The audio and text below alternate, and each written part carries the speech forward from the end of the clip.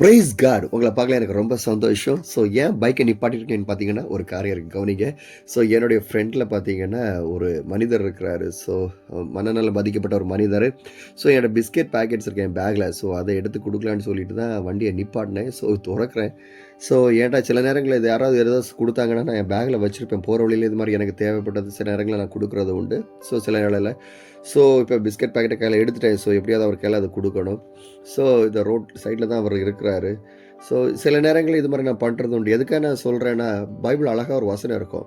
தீத்து 3ஆம் அதிகாரம் 8ஆம் வசனம். இந்த வார்த்தைகள் உண்மையுள்ளது. தேவனிடத்தில் விசுவாசமாயிருங்கள். நற்கிரியைகளை செய்ய ஜாக்கிரதையா இருக்கும்படி நீ இவைகளை குறித்து திட்டமாய் போதிக்க வேண்டும் என்று விரும்புகிறேன். இவைகளை நன்மையும் மனுஷருக்கு பிரயோஜனம் உள்ளவைகள் அப்படின்னு வேதம் தெளிவாக சொல்லுகிறது. நற்கிரியைகளை செய்ய ஜாக்கிரதையாய் இருக்கும்படி நீ இவைகளுக்கு திட்டமாய் போதிக்க வேண்டும் என்று விரும்புகிறேன். ஸோ அதனால தான் இந்த வீடியோவை நான் உங்களுக்கு ஷோ பண்றேன். ஸோ செய்யறதெல்லாம் காமிக்கணும்னு கண்டிப்பாலாம் கிடையாது. பட் நான் பொருள் நிறைய கேட்பாங்க, என்ன பிரதர் நீங்கள் செய்கிறீங்க பாருங்கள். ஸோ சில நேரங்களில் இது மாதிரி செய்வேன். ஸோ எவ்வளோ வருஷமாக இந்த ரோட் சைடில் இப்படி மனநலம் பாதிக்கப்பட்டிருக்கான்றது எனக்கு தெரியல. என்னால் முடிந்த அளவுக்கு ஸோ ஜெபிக்கிறது, ரெண்டாவது என்னால் முடிந்த அளவுக்கு உதவிகள் செய்கிறது. எனக்கு என்ன கிடைக்கிறோ அது பகிர்ந்து கொடுக்குறேன் மற்றவங்களுக்கு. என்னால் பெரிய காரியங்கள் செய்ய முடியாட்டாலும் என்னால் என்ன ஏண்ட முடியுமோ அதை செய்கிறதுக்கு நான் அதிகமாக ஆசைப்படுவேன், அதிகமாக வாஞ்சிப்பேன். என்னால் முடிந்த அளவுக்கு இந்த ஜெப பிரயாணத்தில் பார்த்தீங்கன்னா இந்த சுவிசேஷ ஜெப யாத்திரை அநேக காரியங்கள் செஞ்சுருக்கேன். ஸோ அவருக்கு அதை ஓப்பன் பண்ண முடியல, அதனால் அதை ஓப்பன் பண்ணி கொடுக்குறேன். அவர் அங்கேயும் திரும்பி பார்த்தாரு, முடியலை. ஸோ திரும்ப அவருக்கு நான் அதை ஓப்பன் பண்ணி கொடுக்குறேன். ஸோ எதுக்காக இதை சொல்கிறேன்னா, நற்கிரியைகள் செய்யுங்க. என்னுடைய ஜெபயத்தில் என்னால் முடிந்த அளவுக்கு எவ்வளோ நற்கிரியைகள் செய்திருக்கேன்னு எனக்கு தெரிஞ்சு எல்லாத்தையும் நான் சொல்கிறதுக்கு நான் ரொம்ப ஆசைப்படலை. ஏன்னா நான் எதை செய்தாலும் அது ஆண்டோடைய மகிமைக்காக தான் நான் செய்யணும்னு ஆசைப்படுறேன் எப்போவுமே தவிர என்னுடைய பெருமைக்காகவோ என்னுடைய காரியங்களுக்காகவோ அல்ல. ஸோ இந்த வார்த்தை ரொம்ப முக்கியமானது. தீத்து 3ஆம் அதிகாரம் 8ஆம் வசனம். இந்த வார்த்தை உண்மை உள்ளது. தேவனிடத்தில் விசுவாசமானவர்கள் நற்கிரிகள் செய்ய ஜாக்கிரதையா இருக்கும்படி நீ இவைகளை குறித்து திட்டமாய் போதிக்க வேண்டும் என்று விரும்புகிறேன். இவைகளை நன்மையும் மனுஷருக்கு பிரயோஜனம் உள்ளவைகள். ஸோ இதெல்லாம் நம்ம செய்யணும், நற்கிரைகள் செய்யணும். ஒரு அன்னை தெரசா அன்னைக்கு பெங்கால்ல இருந்து வந்தாங்க, செய்தாங்க. ஸோ என்னுடைய ஜெபயத்தில் பார்த்தீங்கன்னா இன்னைக்கு எங்க இருந்துன்னு பார்த்தீங்கன்னா சிலிகுரியிலேருந்து நான் கொசைகாங். சிலிகுரி எங்க இருக்குன்னா மேற்கு வங்காளம், வெஸ்ட் பெங்காலில் இருக்கிறது. கொசைகாங் வந்து ஆசாமில் இருக்கிறது. ஸோ என்னோட ஃபுல் டிராவல் இன்னைக்கு பெங்கால்லேருந்து நான் ஆசாமுக்கு நான் கிராஸ் பண்ண போகிறேன். ஸோ இதில் நடக்கிற காரியங்களை குறித்து தான் உங்களுடைய நான் ஷேர் பண்ண போகிறேன். அதில் ஒரு முக்கியமான ஒரு காரியம், என்னால் எவ்வளோ நற்கிரியைகளை நான் செய்ய முடியுமோ அதை நான் கண்டிப்பாக நாங்கள் செய்யணும். அதுக்காக தான் தேவன் என்னை அழைத்திருக்கிற சுவிசேஷத்தை பிரசங்கிக்கிறோம், ஜெபிக்கிறோம். என்னால் முடிந்த அளவுக்கு உதவிகளை செய்கிறேன், பல இடங்களில் செய்து கொண்டிருக்கேன். என்னால் முடிந்த அளவுக்கு நான் திராணிக்க மேலாக சோதிக்கப்பட ஒரு நாள் விடமாட்டேன் என்று வேதம் தெளிவாக சொல்லுகிறது. எனக்கு முன்னால் என்னால் திராணிக்க மேலே என்னால் செய்ய முடியாது. என் கைக்கு அளவில் என்னால் என்ன செய்ய முடியுமோ அதை மட்டும் தான் நான் செய்கிறதுக்கு ரொம்ப ஜாக்கிரதையாக இருக்கேன். ஸோ இப்போ டிராஃபிக், ஸோ அந்த டிராஃபிக்கில் இருந்து கடந்து போகிறவர் திரும்ப உங்கள்கிட்ட நான் இன்னும் அநேக காரியங்களை நான் ஷேர் பண்ணுறதுக்கு நான் ஆசைப்படுறேன், நான் வாஞ்சிக்கிறேன். ஸோ என்னோட ஜெப பயணம் ஒரு சாதாரண பயணமாக இருக்கணும், அது ஒரு சுவிசேஷன் பயணமாக இருக்கணும். நான் போக போக உங்களுக்கு வசனத்தை சொல்லிக் கொண்டே இருக்கணும். அந்த வசனத்தின் மூலமாக ஒரு மாற்றத்தை நம்ம தேசங்களில் எதிர்பார்க்க முடியும். வசனங்கள் தான் ஒரு மாற்றத்தை கொண்டு வரணும். ஜெபங்களும் மாற்றம் கொண்டு வரணும். வசனம் ரொம்ப முக்கியமானது. இன்றைக்கி நிறைய பேர் வசனத்தை விட்டு விலகிறனால தான், சுவிசேஷத்தில் இந்த சுவிசேஷம் வசனங்களை விட்டு விலகிறனால தான் தவறான போதனைகளுக்கும் தவறான காரியங்களுக்கும் விழுந்து விடுறாங்க. சுவிசேஷம் என்னான்னு கூட தெரியாத அளவுக்கு இன்றைக்கி மாற்றப்பட்டு கொண்டிருக்க. ஏன் நம்முடைய தமிழ்நாடு சரி, இது எங்க ஆனாலும் சரி, இன்னைக்கு சரியான ஊழியர்கள் நடைபெறாத இருக்கிறதுக்கு காரணமே சரியான வசனங்களை கேள்விப்படாத இருக்க. ஸோ வசன பஞ்சம் ஏற்படும் சொன்ன மாதிரி வசன பஞ்சங்கள் தான் எல்லா இடங்களும் பார்த்தீங்கன்னா ஆராதிப்பதற்கு கூட்டம் இருக்கிறது, ஜெபிக்கிறதுக்கு கூட்டம் இருக்கிறது, சரியான வசனங்களை சொல்றதுக்கு அதன்படி வழிநடத்துறதுக்கு இன்னைக்கு ஆட்கள் இல்லை. நம்முடைய தேசங்களில் கண்ணீரோடு சொல்றேன், வேதனையோடு சொல்றேன். இன்னைக்கு சபைகள் அழிக்கப்பட்டு கொண்டு இருக்கிறது, ஊழியங்கள் அழிக்கப்பட்டு கொண்டு இருக்கிறது. இன்னைக்கு வாலிபர்கள் பல விதங்களில் திசை திருப்பப்பட்டு கொண்டிருக்காங்க. சபை விசுவாசிகள் பல விதங்களில் திசை பண்ணுவோம். ஏன்னா சரியான வசனம் இல்லை. வசனம் இல்லைன்னா எப்படி நடத்த முடியும்? சரி, வசனம் இல்லைன்னா சரியா எப்படி போடும்? கைடன்ஸ் தேவை. அந்த கைடன்ஸுக்காக தான் ஆண்டவர் வசனத்தை கொடுத்திருக்காரு. எதை குறித்து கீழ்ப்படியணும், எப்படி கீழ்ப்படின்னு சொல்லிட்டு ஆண்டவர் அந்த வசனத்தை நமக்கு எதுக்கு கொடுத்திருக்கிறாருன்னா அதன்படி கீழ்ப்படியதுக்கு தான் கொடுத்திருக்காரு. வாசிக்கிறதுக்கு மட்டும் இல்லை. நிறைய நினைக்கிறோம் வாசிக்கிறோம், அதோட வேலை முடிஞ்சு. வாசிக்கிறது மட்டும் இல்லை, பைபிளை வாசிக்க வேணும். அதே நேரத்தில் அதுக்காக நம்ம கீழ்ப்படியணும். அதுக்காக தான் ஆண்டவர் அந்த பைபிளை நமக்கு கொடுத்திருக்கிறாரு. அவர் கொடுத்த பைபிளை நம்ம எப்படி பிரயோஜனப்படுத்துகிறோம், அந்த பரிசுத்த வேதாகமத்தை நம்ம எப்படி பிரயோஜனப்படுத்துறோம் அனுதினமுடைய வாழ்க்கையில. சோ பைபிள்ல இப்படி வசனங்கள் இருக்குது இல்லையா? நற்கிரிகள் செய்ய ஜாக்கிரதையா இருக்கும்படி நீ இவைகளை குறித்து திட்டமாய் போதிக்க வேண்டும் என்று விரும்புகிறேன் என்று வேதத்துல தெளிவாக தீத்துல சொல்லப்பட்டிருக்கல. அப்ப ஜாக்கிரதையா இருக்க வேண்டும். அப்ப நம்ம நல்ல நற்கிரியைகள் செய்யறதுக்கு, நல்ல காரியங்கள் செய்யறதுக்கு எப்பவுமே முன்வர வேண்டும். நம்ம பின்னோக்கி செல்லவே கூடாது, எப்பவுமே முன்னோக்கி நம்ம செல்ல வேண்டும். சோ அப்ப செய்யும் போதுதான் நம்முடைய கிறிஸ்துடைய அன்பை வெளிப்படுத்த முடியும். மற்றவர்கள் மத்தியில எப்படி கிறிஸ்துடைய அன்பை வெளிப்படுத்துறது? தீத்து 3ஆம் அதிகாரம் 14ஆம் வசனம் சொல்கிறது, நம்முடையவர்களுக்கு கனியற்றவர்களாய் இராதபடிக்கு குறைகளை நீக்குகிறவர்களுக்கு ஏதுவான நற்கிரிகளை செய்ய பழகட்டும். நற்கிரிகளை செய்ய பழகட்டும். குறைகளை நீக்குறவர்களுக்கு ஏதுவான நற்கிரிகளை செய்ய பழகட்டும் என்று வேதம் தெளிவாக சொல்லுகிறது. நற்கிரியை செய்ய நீங்க பழகுக, பழக பழக பழகதான். அதாவது ஒரு கிணத்துல சொல்லுவாங்கல்ல, இறக்க இறக்க தான் தண்ணி வரும், நீங்க எடுக்க எடுக்க தான் தண்ணி வரும். தண்ணி அதுலயே இருந்துச்சுன்னு வைங்களேன், சேமிச்சு வச்சுட்டே இருந்தீங்கன்னா அந்த தண்ணி யூஸ் பண்ணவே இல்லைன்னு வைங்களேன், அந்த தண்ணி எதுக்குமே யூஸ் பண்ணாமலே போயிடும். அதை பயன்படுத்த முடியாது. தண்ணி வந்து அசுத்தமா போயிடும், கெட்டு போயிடும், எல்லாமே போயிடும். அப்ப அந்த தண்ணியை நம்ம எவ்வளவு தூரம் எடுக்கிறோமோ அது அளவுக்கு ஒரு புதிய தண்ணி வந்துகிட்டே இருக்கும். நம்ம எவ்வளவு தூரத்துக்கு நற்கிரிகள் செய்யறோமோ புதிய புதிய காரியங்கள் நம்ம வாழ்க்கையில தொடர்ச்சியாக வந்துட்டே இருக்கும் இல்லையா? அப்ப அதை செய்யறதுக்கு நம்ம இன்னைக்கு முயற்சியணும். நற்கிரிகளை செய்யறதுக்கு இன்னைக்கு ஒவ்வொரு பேரும் நம்ம முயற்சிகள் செய்ய வேண்டும். அப்படி செய்கிற வேளையில் தான் பெரிய காரியங்களை நம்ம ஆண்டுக்காக சாதிக்க முடியும். கிறிஸ்துவன் அன்பை வெளிப்படுத்துங்க. ஒரு அன்னை தெரசா எப்படி கிறிஸ்துவ அன்பை வெளிப்படுத்தினாங்க, ஒரு கிரகாம் ஸ்டேப்ஸ் எப்படி கிறிஸ்துவ அன்பை வெளிப்படுத்தினாங்க, அதே மாதிரிதான். திரும்ப பைக்கை நிப்பாட்டிட்டேன். ஏன் பைக்கை நிப்பாட்டிட்டேன்னா, ஒரு வயசான அம்மா, அவங்களால சரியா நடக்க முடியல. அவங்களுக்கு எதையாவது நம்ம செய்யலான்னு திரும்ப ஒரு பிஸ்கெட் பாக்கெட் இருந்துச்சு, அதை கொடுக்கலான்னு நினைச்சேன். அவங்க பக்கத்தில் வர்றது வரைக்கும் நான் வெயிட் பண்ணிட்டேன். வந்துட்டாங்க. இப்போ அவங்க கையில் அதை கொடுக்குற பாருங்க, 2 கம்பு வச்சு நடக்கிறாங்க. அவங்களால சரியாக நடக்கூட முடியல. அந்த கொடுத்த உடனே ரொம்ப சந்தோஷம், ரொம்ப பரிதம். அதை நினச்சேன், இந்த பாட்டி அம்மாவுக்கு கண்டிப்பாக வேலை செய்யலாம் முடியாது, ஏன்னா அந்த அளவுக்கு வயசாகி போச்சு. ஏதாவது உதவுன்னு சொல்லிட்டு என்ன பண்ணேன்னா, என்கிட்ட அந்த பேக்கில் இருந்து பார்த்தேன், அதில் கொஞ்சம் இருந்துச்சு. அதுலேருந்து ஒரு தொகையை மட்டும் நான் அவங்களுக்கு கொடுத்தேன். இதை மாதிரி நான் நிறைய என்னுடைய பிரயாணங்கள் நான் செஞ்சுருக்கேன். அந்த சிறு தொகை தான், அந்த சிறு தொகை அந்த பாட்டிக்கு ரொம்ப பிடிச்சிருந்துச்சு. அவங்க என்னென்னமோ சொன்னாங்க அவங்க மொழியில், எனக்கு அது புரியலை. பட் எனக்கு ரொம்ப சந்தோஷமாக இருந்துச்சு. ஏன்னா உதவ உதவ ஒரு மனசுக்குள்ளாடி ஒரு சந்தோஷம் வரும். என்னால் எவ்வளோ செய்ய முடியுமோ அந்த அளவுக்கு செய்கிறேன். அப்போ நான் நற்கிரிகள் செய்கிறதுக்கு அதிகமாக முயற்சிக்கிறேன். அந்த பாட்டியை பாருங்களேன், அவங்களால சரியாக நடக்க முடியல. 2 கம்பு வச்சு தான் நடக்கிறாங்க. யாருன்னு தெரியல, எங்கே போகணுன்னு தெரியல. என் பைக்கில் ஏற்ற முடியாது. என் பைக்கில் ஏற்கனவே லக்கேஜ் இருக்கு. இல்லைனா எங்கன்னு கேட்டு நான் பைக்கில் உட்கார வச்சு கொண்டு ட்ராப் பண்ணியிருப்பேன். என் பேக்கில் லக்கேஜ் இருக்கனால உட்கார வைக்க முடியாது. திரும்ப என்னுடைய ஜேர்னி நான் ட்ராவல் பண்ணுறேன்.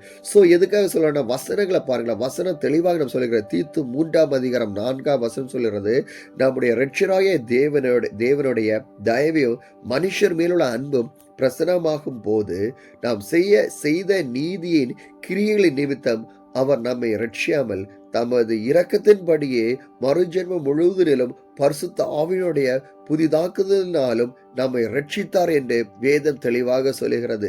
தீத்து 3ஆம் அதிகாரம் 4ஆம் 5ஆம் வசனத்தை பாருங்கள். நம்முடைய இரட்சகராகிய தேவனுடைய தயவையும் மனுஷர்களும் அன்பையும் பிரசனமாகும் போது அவருடைய ரட்சிப்பினுடைய பாத்திரத்தை ஏந்தவர்களால் நம்முடைய வாழ்க்கை இருக்கணும். அவருடைய சுவிசேஷத்தினை ஏந்தவர்களால் நம்முடைய வாழ்க்கை இருக்கணும். அனுதினமும் அவருடைய ரட்சிப்பை புதுப்பித்தவர்களால் நம்முடைய வாழ்க்கை இருக்கணும். ரட்சிப்பு ரொம்ப முக்கியமானது. இன்னைக்கு நிறைய ரட்சிப்பை இழந்து கொண்டே இருக்கீங்க. ரட்சிப்பை ஒரு நாள் நீங்க இழந்து விடாதீர்கள். ஒவ்வொரு நாளும் நமக்கு ரட்சிப்பு முக்கியமானது. அந்த ரட்சிப்புல அதிகம் இருக்க வேண்டும். அந்த ரட்சிப்போடு சேர்ந்து நற்கிரியைகள் செய்வர்களாக நீங்கள் இருக்க வேண்டும். செய்த நீதியின் கிரியைத்தம் அவர் நம்மை ரட்சியாமல் தமது இரக்கத்தின்படியே மறு ஜென்மம் முழுவதுனாலும் பரிசுத்த ஆவியனுடைய புதிதாக்குதலாலும் நம்மை ரட்சித்தார் என்று வேதம் தெளிவாக சொல்லுகிறது. அவருடைய இரக்கம் தான் நம்மளை ரட்சித்தது. ஆண்டுடைய சுத்த இரக்கம் தான். அவருடைய இரக்கம் மட்டும் இல்லாம நம்மளை ரட்சித்திருக்கவே முடியாது. அவருடைய ரட்சிப்புக்கு இரக்கம் ரொம்ப தேவையா. நம்ம நிறைய நினைக்கிறோம் ரட்சிப்புனால ஏதோ பெருமையை நினைக்கிறோம். கிடையாது. அவருடைய இரக்கம். ரட்சிப்பை குறித்து பெருமை பாட்டா பெருமை சொல்லாதீர்கள். என் அன்பான தேவஜன், ஒரு விஷயத்தை சொல்ற நான் ஆசைப்படுகிறேன், நான் வாஞ்சிக்கிறேன். இன்னைக்கு நிறைய பேர் இந்த ரட்சிப்பை குறித்து பெருமையா சொல்றீங்க, ஜானசாரத்தை குறித்து பெருமையா சொல்றீங்க. அதனுடைய இரக்கம், உடைய ரட்சிப்பு, அவருடைய இரக்கம். அவர் சிலுவையில் நமக்காக சிலுவை சுமந்து பாடுபட்டு நமக்காக அடிக்கப்பட்டு நொறுக்கப்பட்டு காயப்பட்டு அந்த சிலுவையில் தொங்கினாரே, 3 ஆணிகள் தொங்கினாரே. அதன் மூலமா தான் நீங்கள் ரட்சிக்கப்பட்டு பாவம் மன்னிக்கப்பட்டிருக்கு. பெருமையாக சொல்றவங்க பாவியான என்னை ரட்சித்தது ஏன்? தேவனுடைய கிருபைதான், தேவனுடைய இரக்கங்கள். அவருடைய இரக்கம் என் வாழ்க்கையில் இல்லை என்றால் தேவன் என்னை ரட்சித்திருக்கவே முடியாது அல்லவா? அவருடைய இரக்கத்தில் நான் இருக்கவே முடியாது. அவருடைய இரக்கம் தான் என் வாழ்க்கையை ரட்சித்திருக்கிறது. அன்பான தேவஜனமே, எபேசியர் 2ஆம் அதிகாரம் 9ஆம் வசனம் சொல்லுகிறது, ஒருவரும் பெருமை பாராட்டாதபடிக்கு இது கிருபையினால் உண்டானதல்ல. ஒருவரும் பெருமை பாராட்டாதபடிக்கு. எபேசியர் 2ஆம் அதிகாரம் 8ஆம் வசனம் சொல்லுது, கிருபையினாலே விசுவாசத்தை கொண்டு ரட்சிக்கப்பட்டீர்கள். இது உங்களால் உண்டானதல்ல, இது தேவனுடைய ஈவு என்று வேதம் தெளிவாக சொல்லுது. கிருபையினாலே விசுவாசத்தை கொண்டு ரட்சிக்கப்பட்டீர்கள். கிருபையினாலே, ஆண்டுடைய கிருபையினால தான் நீங்க ரட்சிக்கப்பட்டிருக்கீங்க. நிறைய பேர் பெருமை பாராட்டி கொண்டே இருக்கிறீங்க. நான் ரட்சிக்கப்பட்டேன். பெருமை பெருமை பெருமை உள்ளவருக்கு தேவனை எதிர்த்து நிற்கிறதா என்று வேதம் சொல்லுகிறது. வேதம் தெளிவாக சொல்லுகிறது.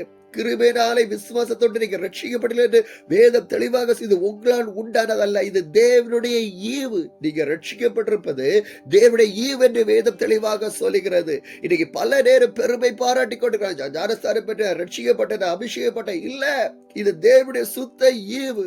இது தேவனுடைய சுத்த கிருபையினால தான் நம்ம ரட்சிக்கப்பட்டு இருக்கிறோம். ஒருவரை நான் பாராட்டுவதற்கு பெருமை சொல்வதற்கு எதுவுமே இல்லை. பாவியாரை நம்மளை ரட்சித்திருக்கிறார் அல்லவா? அது ஆண்டுடைய சுத்த கிருபையில வேதம் தெளிவாக சொல்லுகிறது. ரோமர் 3ஆம் அதிகாரம் 28ஆம் வசனம் சொல்லுது, ஆதலால் மனுஷன் நியாயப்பிரமாணத்தின் கிருபையினால் அல்ல, விசுவாசத்தினாலே நீதிமானிக்கப்படுகிறான் என்று தீர்மானித்திருக்கிறோம். Price God. சோ இந்த நேரத்தில் ஒரு விஷயத்தை சொல்ல ஆசைப்படுறேன். 2023 ரொம்ப சோர்வுற்று வந்த போது இந்த இடத்துல தளர்ந்து நின்று, அப்போ இங்க இருக்க ஒரு சகோதரர் எனக்கு கூப்பிட்டார், வாங்க கொஞ்சம் எங்க ஹோட்டல்ல உட்காந்துருங்கன்னு சொல்லிட்டு உட்காந்துருது. அவர் எனக்கு ஃப்ரைட் ரைஸ் கொடுத்தாரு, தண்ணி கொடுத்தாரு, ஃபேனு போட்டாரு. ஸோ எல்லா காரியங்களும் செய்தாரு. திரும்பவும் அதே பகுதியில் 2026 வந்தேன். அவங்கள ஆண்டவர் பாருங்க எப்படி அந்த வாய்ப்பை திரும்ப எனக்கு உருவாக்கி கொடுக்குறான்னு சொல்லிட்டு, ஸோ என் மொபைல் எடுத்துட்டு போய் அவர்கிட்ட காமிக்கிறேன். இது நீங்க தானே அப்படின்னு சொல்லிட்டு அவர் சொல்ற, ஆமா இது நான் தான் அப்படின்னு சொல்லிட்டு, எனக்கு ஞாபகம் இருக்குதா அப்படின்னு கேட்டேன். ஆமா சைக்கிள்ல வந்தீங்கல்ல.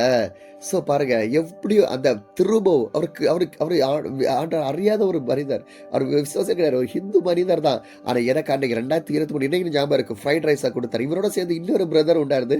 ஸோ இன்னைக்கு அவர் ஆசை, அவர் தான் என்ன முதல் கூப்பிட்டாரு, இவர் கிடையாது, இவர் ரெண்டே தான் என்ன பார்த்தாரு. ஸோ ஃபர்ஸ்ட் இன்னொரு பிரதர், அவர் இன்னைக்கு இங்கே கிடையாது, ஆண்டவர் ஆசீர்வதிச்சிட்டார். இன்னைக்கு துபாயில வேலையில இருக்கிறாரு. இப்போ இவர் மட்டும் தான் அந்த ஹோட்டலில் இன்னைக்கு நடத்திட்டு இருக்காரு. அவர் என்ன சொன்னாரு, உங்களை கூப்பிட்டு உங்களுக்கு சாப்பாடு கொடுத்தாருல, அவர் இன்னைக்கு துபாயில இருக்கான்னு சொல்லிட்டு. ஸோ அதுக்கப்புறம் இவங்க கூட அந்த போட்டோ எடுத்து அவங்கள்ட்ட காமிக்கிறேன், ஞாபகம் இருக்கான்னு சொல்லி ஞாபகம் இருக்கின்றாரு. ஸோ ரொம்ப சந்தோஷம். திரும்பமாக அவங்கள இந்த இடத்துல நான் பார்த்ததுல பார்த்தீங்களா, ஸோ ஆண்டோட கிருபை எப்படி, அந்த கிருபை தான். ஸோ நற்கிரிகள், ஒரு கிறிஸ்துவை அறியாதவன் நற்கிரிகள் செய்கிறான். கிறிஸ்துவை அறிந்த நம்ம எவ்வளோ நற்கிரிகள் செய்யணும் கொஞ்சம் யோசித்து பாருங்களேன். ஸோ இன்னைக்கு பார்த்தீங்கன்னா எனக்கு பொம்மை கொடுக்குறாரு, ஃப்ரீ தான். இந்த பொம்மை கேட்டேன், காசு பேட்டா இல்லை, இது உங்களுக்கு ஃப்ரீ.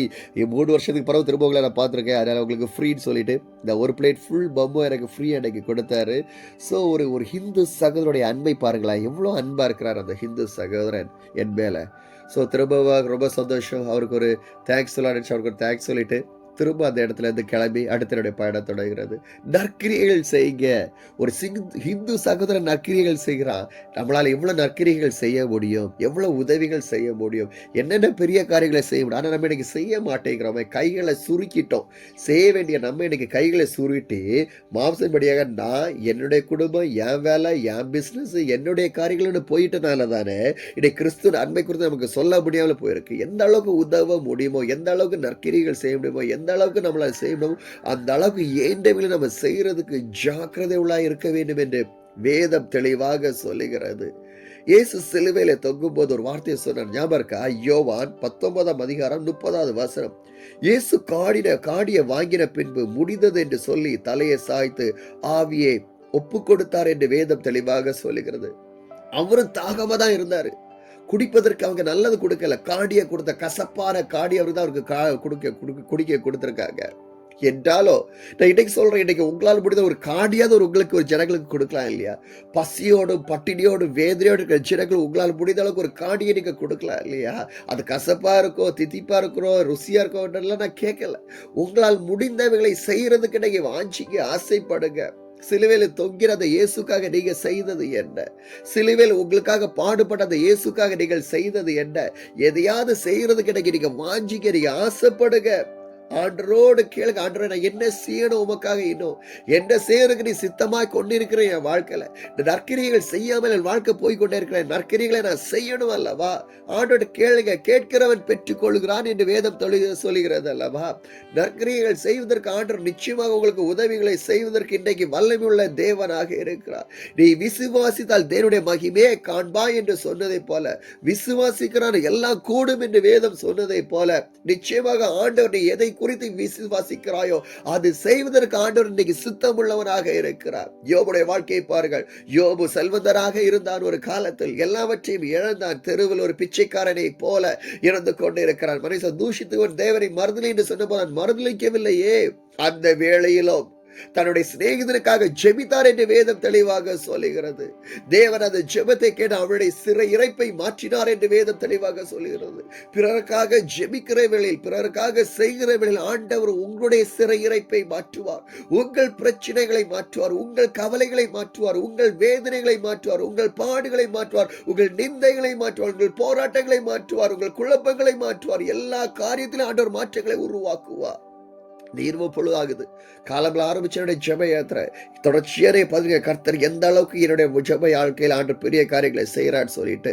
ஸோ இது ஆசாம் பகுதிக்குள்ள நான் வந்துட்டேன். பெங்கால்ல இருந்து ஆசாம்குள்ள வந்துட்டேன். இன்னும் சில நேரத்திற்குள்ளாக நான் செல்ல வேண்டிய இடத்துல நான் பேசுகிறேன். ஒரு வசனத்தை கூட நான் சொல்லி முடிக்கிறேன். தீத்து 3:8 சொல்லுகிறது, இந்த வார்த்தை உண்மை உள்ளது, தேவனிடத்தில் விசுவாசமானவர்கள் நற்கிரிகளை செய்ய ஜாக்கிரதையா இருக்கும்படி நீ இவைகளுக்கு திட்டமாய் போதிக்க வேண்டும் என்று விரும்புகிறேன். இவைகளை நன்மையும் மனுஷருக்கு பிரயோஜனம் உள்ளவைகள் என்று வேதம் தெளிவாக சொல்லுகிறது. இந்த வார்த்தைகள் உண்மையுள்ளது, இந்த தேவனிடத்தில் விசுவாசமாய் இருங்கள் என்று வேதம் தெளிவாக சொல்லுகிறது. வேதத்துடைய வசனங்கள் உண்மையானது, தெளிவானது, சத்தியமானது. அந்த சத்தியம் உங்களை விடுதலையாக்கும் என்று வேதம் தெளிவாக சொல்லுகிறது.